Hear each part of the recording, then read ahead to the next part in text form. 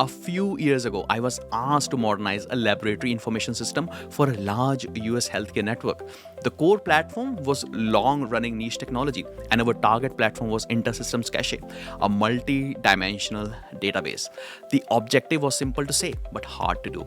Modernize without slowing the lab, improve the visibility, and lay a solid foundation for analytics and integrations. Everyone wants that, right? Now, before we get into how I ran it, a quick ask. If the real world delivery is your thing, tap the like, save the playlist so that you can come back to it, and subscribe as well with the bell on. I post 2 episodes every weekend, and each one is built on the previous one. You are watching Agile Management Consultants. Let's get to the work. Initiating started with a clear charter and a success measure the lab actually cared about. Average and 95th percentile turnaround time, 0 missed regulatory windows, and no unplanned downtime during the core hours, and even adoption targeted by bench and shift. I mapped stakeholders across lab leadership, bench, tech, operations, IT, compliance, and even the downstream customers. Captured constraints like tight maintenance windows and seasonal volume spikes, and logged early risks around adoption, data trust, cutover controls. Planning focused on outcomes, not features. So I decomposed the work into WBS that followed the real day: order captures, specimen handling, routine, validation, result release, reporting, training, cutover, and schedule in phases that respected shift rhythms. I stood up communication that blended rigor and practicality. Weekly steer for decisions, a 15-minute huddle during high-risk windows, and a clean escalation path. Risk responses were pre-agreed for operational flow, data quality, and adoption.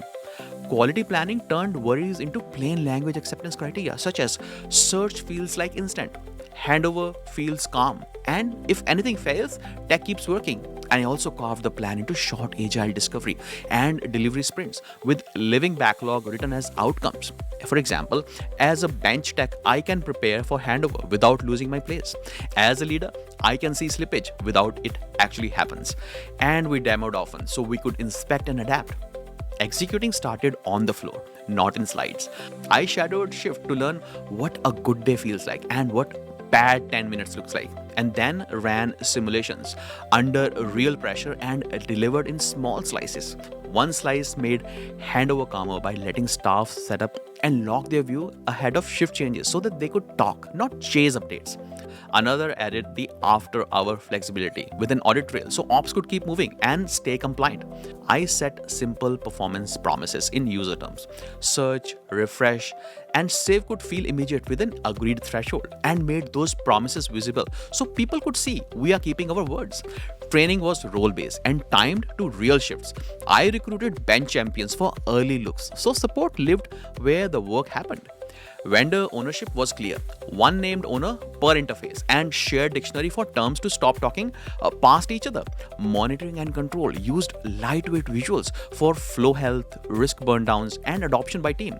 We tracked benefit. We defined upfront, not just activities. Every change went through a same filter. Does it protect turnaround time, trust, and calm handover? Governance was decision-oriented. Options, impacts, recommendations, and a date by which a choice could proceed unless vetoed. Agile ceremonies did the heavy lifting. Short stand-ups, end of sprint reviews, and real user retros that turned friction into next sprint's plan. For cutover, I used go-no-go checklist tied to readiness, not optimism. Plus, one callback role authority, so control stayed tight if we hit an unexpected constraint. Here's a personal moment that changed how I lead midway through this work.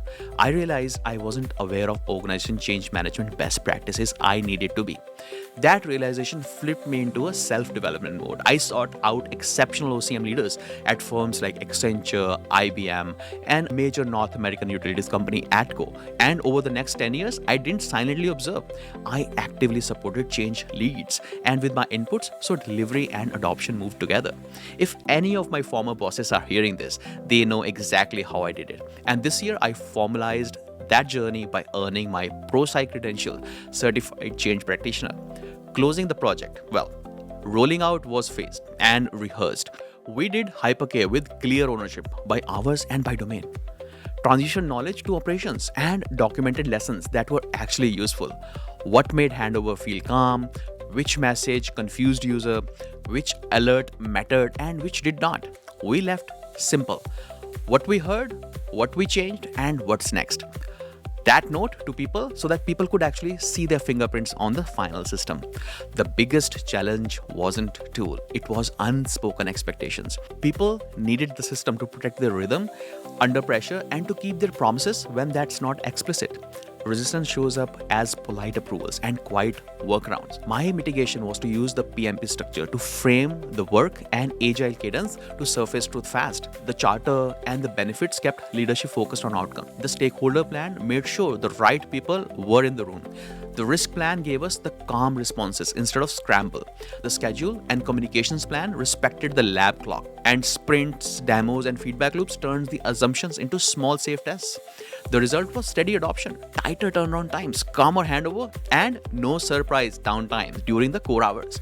If you're about to lead something similar, steal the pattern, define success in human terms, plan with rigor, deliver small slices, listen under pressure, and adapt. That blends PMP process groups with agile habits where it helps. Well, it's how you turn complex modernization into predictable delivery without burning out the people who make it real. I would love to hear your experience. What part of the lab delivery feels more fragile for you? And what have you done that actually worked? Drop in the comments so others can learn from it. And if this helped, like the video, save the playlist, subscribe, and click the bell. I post 2 real-world PM episodes every weekend. I am Jesse Singh, a PROSCI certified change practitioner, an experienced PMP, ACP, DASSM, ICP Agile, ACC, and ATF. I help teams in public sector, healthcare, and utilities deliver complex change with clarity and calm. This isn't theory. This is the edge you have been looking for. So stay tuned, keep listening, but bye for now.